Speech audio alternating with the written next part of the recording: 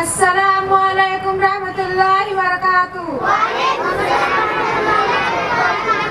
نحمد و نصلی علی رسول الکریم، اما بعد فاعوذ باللہ من الشیطان الرجیم، بسم اللہ الرحمن الرحیم۔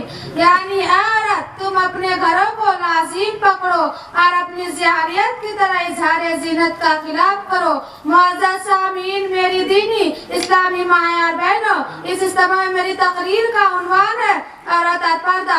عورت مخلوقات خدا بندی کی اس مخلوقات کے نام ہے جس کے اندر اللہ رب العزت نے رجحانے میں اعلان کے اگینت اسباب فراہم کیے ہیں۔ عورت انعاماتی خدا بندی کی اس عظیم نعمت کے نام ہے جس کے انداز و ادا میں کھوج لینے کی عظیم قوت موجود ہے۔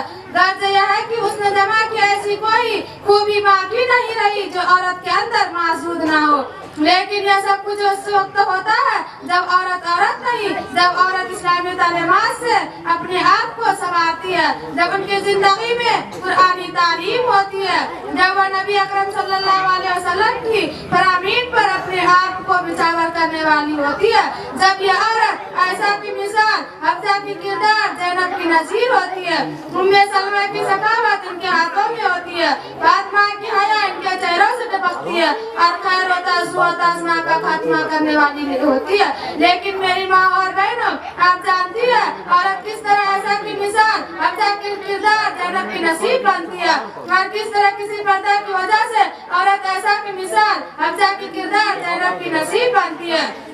اس لیے عورت کو عورت کیوں کہا گیا؟ اس لیے کہ وہ سر سے لے کر پیر تک چھپانے کی چیز ہے، لیکن ہمارا معاشرہ، ہماری سوسائٹی، ہمارا سماج کیا کہتا ہے؟ صرف عورت پردہ کیوں کرے، صرف پردے اور حجاب میں عورت کیوں رہے، لڑکیاں کیوں رہے، مرد کیوں نہیں؟ مرد وہ تو اللہ کے مخلوق ہے۔ خدا تعالیٰ نے قرآن مجید میں صرف عورتوں سے کیوں کہا اے عورت نرم لہجہ سے بات مت کرو؟ وہ شخص ہے جس کے دل میں بیماری ہو، جس کے دل میں روگ ہو، جس کے دل میں مرض ہو، وہ تمہارے بارے میں غلط فہمی کا شکار پال لے اور بھلائی کے بات کیا کرو۔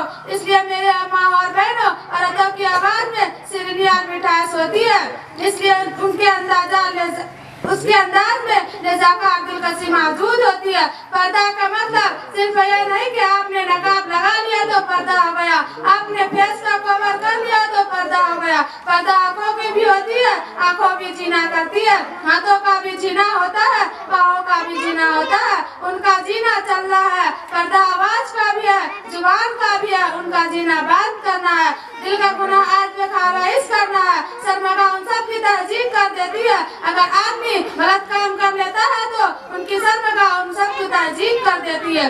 افسوس ہے کہ ہم نے اپنے اسلامی تعلیمات کو بلا دیا، ہم نے اپنے دین کو بلا دیا، ہم نے اپنے رب کی فرامین، اپنے نبی صلی اللہ علیہ وسلم کو فراموش کر بیٹھا۔ کیوں؟ اس لیے کہ ہمیں اسلامی تعلیمات سے زیادہ غیر اسلامی تعلیمات پسند ہے۔